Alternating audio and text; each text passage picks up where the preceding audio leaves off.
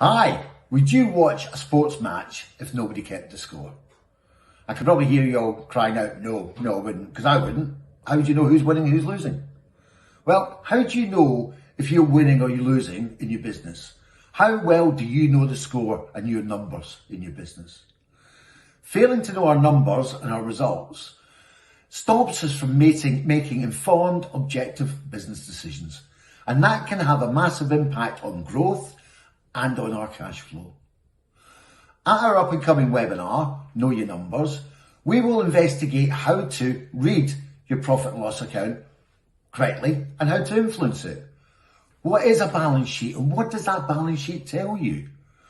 How to work out your break-even point for your business and how to set KPIs, key performance indicators, your scoreboard for your business. What this will enable you to do is gain far tighter control of your financial performance in the business, better cash flow management, and the ability to get far better clarity and focus around the key numbers that are operating in your business.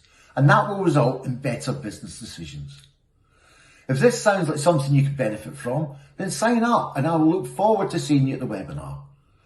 If still unsure, sign up and I will give you a call about a free 30-minute coaching session.